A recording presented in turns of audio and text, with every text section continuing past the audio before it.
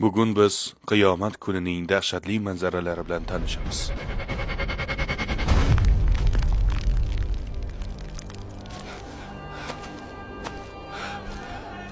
Qiyomat kunining boshlanganini bildirib baland bir ovoz eshitiladi.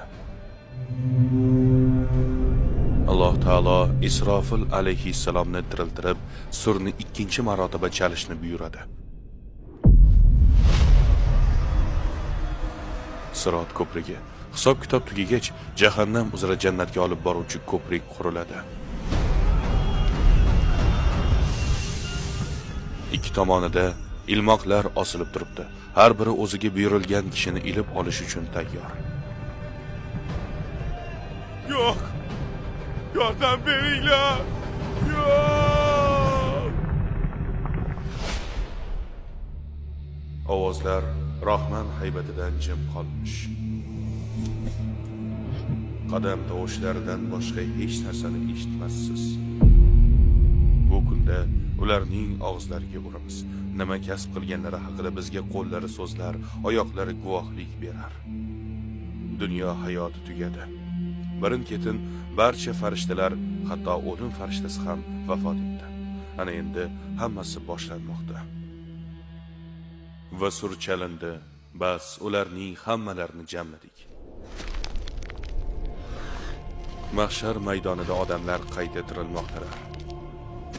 Bashariyatning ilk boshidan beri o'lgan barcha insonlar birma-bir qayta tirilmoqda. Biz bilgan dunyo endi yo'q. U butunlay boshqa ko'rinishga o'zgargan. Bu darajada cheksiz tekislikni umringizda hech qachon ko'rmagansiz. Odamlar ming yillab kutadilar. Har bir kishiga amallar kitobi berilib, hisob-kitob uchun chaqiriladi. Ularning har bir amallari mezon tarozisida tortiladi.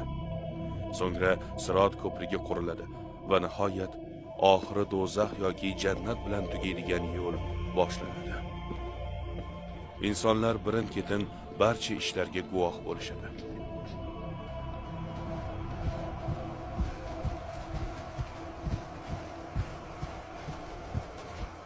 O'lgan jasad qanday qilib tirilishi mumkin deyishingiz tayin. Chirib yerga ko'milib ketgan jasad qanday qilib qayta tirilishi mumkin? Mana bu oyatda Robbimiz go'zal javob qilgan. U suyaklarni kim tiriltiradi? Holbuki ular titilib ketgan-ku dedi. Sen ularni ilk marta yo'qdan bor qilgan zot tiriltirur va u har bir yaratilgan narsani yaxshi bilur deb ayt. Koinot orqali o'zini birga tanitgan, cheksiz kuch va qudratga ega bo'lgan va hamma narsani mukammal saqlagan